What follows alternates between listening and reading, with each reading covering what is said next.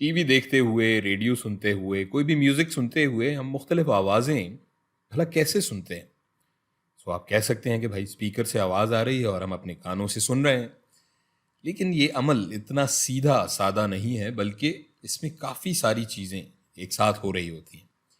اصل میں ہمارے اسپیکر اپنے اطراف میں موجود ہوا کے ذرات کو ہلا رہے ہیں، انہیں وائبریٹ کر رہے ہیں، اور پھر یہ ذرات ہوا کے مالیکیولز کو ہلا رہے ہیں جو ان کے قریب ہیں، اور یہ سلسلہ یوں ہی آگے چلتا جاتا ہے، اور اسی چیز کو ہم آواز کی لہریں یا ساؤنڈ ویوز کہتے ہیں۔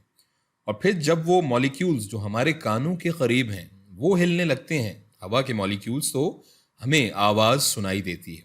اب آپ یہ سوچ رہے ہوں گے کہ صرف ہوا کے مالیکیولز کے یوں آگے پیچھے ہلنے یا مرتعش ہونے پر ہی ہماری تمام سماعتوں اور اس سے جڑی مختلف جمالیاتی باریکیوں کا دار و مدار ہے؟ تو اس کے لیے ہمیں انسانی کان کو غور سے دیکھنے اور سمجھنے کی ضرورت ہے۔ ہم اپنے کان کو 3 حصوں میں تقسیم کر سکتے ہیں: بیرونی کان، بیچ کا کان اور اندرونی کان۔ بیرونی کان شروع ہوتا ہے پنا کے حصے سے، اور اس کا کام ہے زیادہ سے زیادہ آواز کی لہروں کو جمع کرنا اور اسے منتقل کرنا آڈیٹری کینال میں۔ پھر آواز کی لہریں یہاں سے گزر کر کان کے پردے میں جاتی ہیں، جسے ہم ایئر ڈرم بھی کہتے ہیں، جو کہ یہاں یہ ہرے رنگ کا ہمیں نظر آ رہا ہے۔ یہ ایک شفاف جھلی ہے جو کہ کافی حساس ہوتی ہے کان کی وائبریشنز کے معاملے میں۔ اگر ہوا ہلنے لگتی ہے یا وائبریٹ کرنے لگتی ہے تو کان کا پردہ بھی ہلنے لگتا ہے، اور یہ بیرونی کان کے حصے اور بیچ کے حصے کو بھی الگ کرتا ہے۔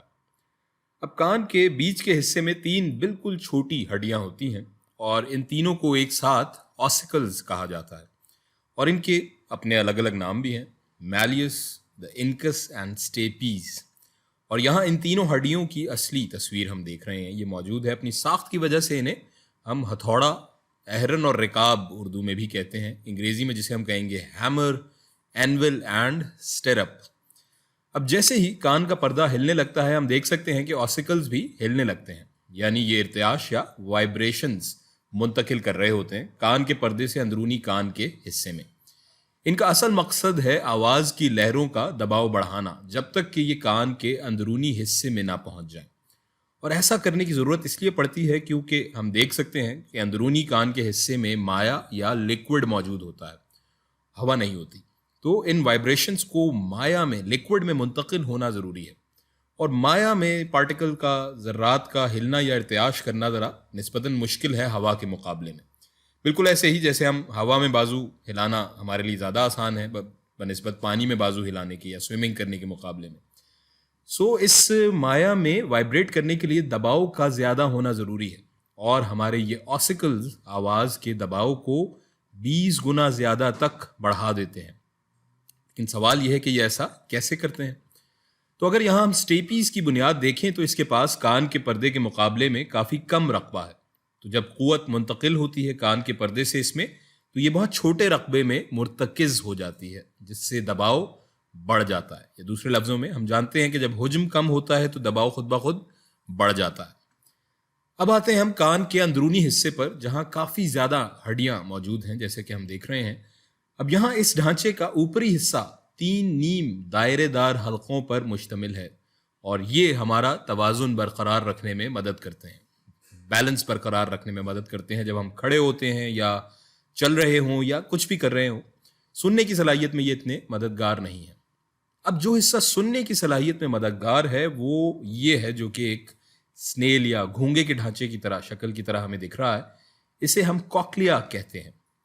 اب اگرچہ یہ ہڈیاں پہلے ہی موسیقی پر رقص کرنا شروع کر چکی ہیں، جب تک کہ ارتعاش کی لہریں بجلی کے سگنلز میں تبدیل ہو کر ہمارے دماغ میں نہ بھیجی جائیں تب تک ہمیں کچھ بھی سنائی نہیں دے گا، اور یہی کرنا اس کوکلیا کا کام ہے۔ یہ کوکلیا ایک بہت ہی پیچیدہ اور تھوڑا پراسرار بھی ہے۔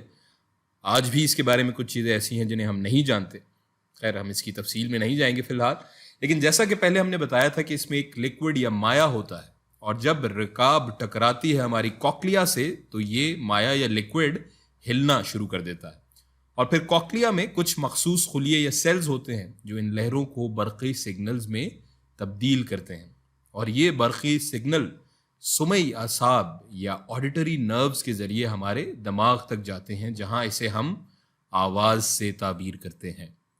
کوکلیا کے مخصوص خلیے اپنے اندر ایک شاہکار ہیں.